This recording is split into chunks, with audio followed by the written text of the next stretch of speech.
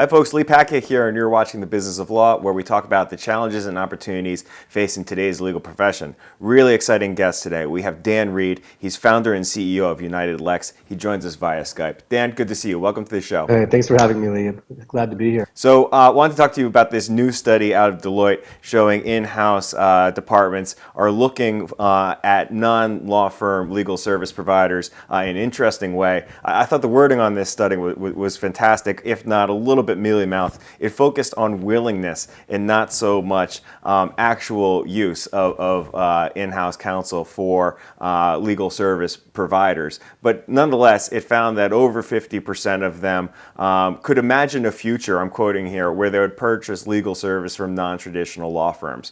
What did you make of this study? Well, I don't know if the study really went far enough, because if you look at the numbers right now, there is a significant amount of money flowing into these, quote, non-law firm or other legal services type providers. It's in the billions, right? So the amount of investment from elite companies like Sequoia Capital, JP Morgan and others, Carlyle Group, are heavily flowing right now into this sector. And it's not flowing, interestingly, on the law firm side. So it's already, I think, occupying a fairly substantial amount of mind share. And I think the tipping point, though, are you able to offer a complete solution? I think buyers are not that sophisticated, either on the in-house side or, in other kinds of verticals, and they're looking for a solution. So can you bring the technology? Can you bring the project management as well as the domain expertise? And that pretty much is the tipping point, I think, for even more rapid acceleration and even greater visibility. Yeah, I thought the way the questions were worded suggested a level of immaturity in the non-traditional law firm legal service provider space that didn't quite jive with other conversations that I've had. Could you talk to me a little bit about how business is today at UnitedLex, and where is the growth coming from? Well, the growth is coming from each of our core verticals, which are in the areas of litigation, contracting, intellectual property, and cybersecurity. I mean, those areas, together with our consulting group, are being called upon to do one thing, and that's deliver business impact. I think one of the things that you're seeing when you mention the term, maturity level, you look at the legal space in general is a decade or more behind other shared services in the areas of, for example, HR, finance, IT, strategic sourcing, supply chain, and those kinds of areas. And companies haven't had a lot of different resources to draw from. You've had a lot of the mainline consultancies and BPO players to be able to pull from, but being able to come in with a full-on impact assessment and being able to say, what's going to be dial moving, right, for the corporation? Can you get to 50 million, 100 million, $200 million of even potential impact, depending on the size of the company? And being able to bring to bear those verticals is what has been so important for us over the last 12 months. And I think that going to market with this idea of business impact is what's been resonating for us, and it's what's been keeping us very busy. In terms of public perception, what in your opinion needs to happen for us to get to this real dramatic shift away from just thinking of legal service providers as traditional law firms to some of the newer entrants in the space? It seems like there's a bit of a implicit bias in legal journalism. Yeah, I think it's one of those, I agree with you, and I think that it's just really time. I mean, I think that and visibility and exposure. So I think as these deals become more prominent, as companies like UnitedLex, are inking deals with, the General Electrics, the Bank of Americas, the HSBCs, major companies, as it becomes more commonplace, I think it will then give general counsel, heads of legal, CLOs, the opportunity to say, hey, this isn't that much of a stretch.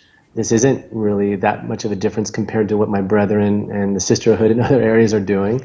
And it's an opportunity for us to really expand and drive more value, and to use the term I was mentioning before, driving impact. Because I think that the legal community has lost its immunity forever in terms of scrutiny on both efficiency and effectiveness. So those are the calling cards of the McKinseys of the world, the Bains and the BCGs. And with that immunity lost, there's a lot greater scrutiny being applied. And as that proliferates, you're going to see far greater awareness. So I think it's not an if question, it's a when question. And I think the timing of that, you're going to see inside this calendar year more and more announcements of more significant happenings, and I think that it's only going to snowball from there. Can you talk to us about some of the catalysts that are driving from the business side of the conversation, some of the catalysts that are really driving growth in your space over the near and medium term? It begins and ends with technology. So what kind of, because I think labor arbitrage, whether you're using, working out of lower cost geography centers here in the US, where we have almost, I think, 15 different centers located in the US, North America alone, or whether you go off to India or Israel or certain parts of the UK even, those are interesting, and those kind of open the door to some kind of cost discussion. But if technology isn't a major component of it that actually drives expanded year-over-year savings opportunities, but also drives true business impact, are you able to accelerate revenue, get revenue recognized more quickly? Are you able to radically reduce your risk profile and therefore lower your premiums, and then lower? It's a cascading effect. And technology is the key enabler that is woven in through each of the solutions that we think are what are getting the most attention, and that's what's driving most of the decision making as we're seeing it on larger scale. You still have buyers that are looking for a quick hit here and there, but if you don't have a very rich technology solution combined with a level of delivery and process, then your business model is going to be very constrained, and your partner isn't going to be able to take you as far as you otherwise might want to go as a business. Dan, as you mentioned before, you have a presence in the United Kingdom.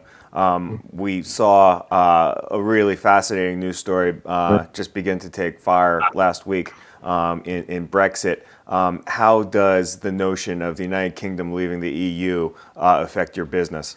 Well, first of all, it's not like Greece is leaving the EU, right? I mean, we're talking about Great Britain, so it's a major economic power. And so, if anything, I think what we're already seeing is the markets are stabilizing. People are realizing that there are only, a small number of countries that are actually really relevant in the EU. And it's kind of like, LeBron James leaving Miami, right? When he goes to Sure. Cleveland. I mean, what happens? Miami has some issues, but, LeBron James is still LeBron James, right? And I think the UK is still going to be the UK. And the impact is they're going to manage and kind of get to the new order of how things are going to transpire. But in general, I don't see much of an issue there at all. I think in terms of opportunity, though, or awareness for law firms and for companies like UnitedLex, there is a lot of opportunity to re-examine contracts. You're going to have to think through currency issues maybe a little more aggressively and be much more proactive. We're not right now being brought in to consult with many of our multinationals on the impact on SLAs, pricing, evergreen arrangements in their contracting areas. The contract management component of this is not immaterial of what's happened. And it's going to take a little bit of a while. It's not like a Y2K phenomenon in terms of effort, but it's not trivial either. And it's one we're spending a fair amount of time on as we speak. I hear you. So, Dan, last question while I have you here. Your firm recently established a 2-year residency program in partnership with Boston University Law School. Could you tell us about it? Yeah, that was really an expansion of what we've done at Vanderbilt and Emory and Notre Dame and USC and Ohio State and University of Miami and others. It's the idea of how do you strengthen the overall ecosystem? UnitedLex is a company that's about strengthening the industry and looking at the resources, how they're trained, what's going to strengthen law firms, what's going to strengthen clients, what's going to strengthen overall academia. And so the residency program is just a riff off of what's gone on in medicine now for more than 100 years. And we're investing heavily in it. We're investing millions of dollars in both infrastructure and training programs that touch on intellectual property, contracting, litigation, even some cyber. And it's an opportunity as well to enrich the law schools because they're experiencing a range of challenges. Even Harvard has its challenges from a budgetary perspective. And this program puts money in the pockets of the recent graduates and 3Ls, similar to a judicial clerkship.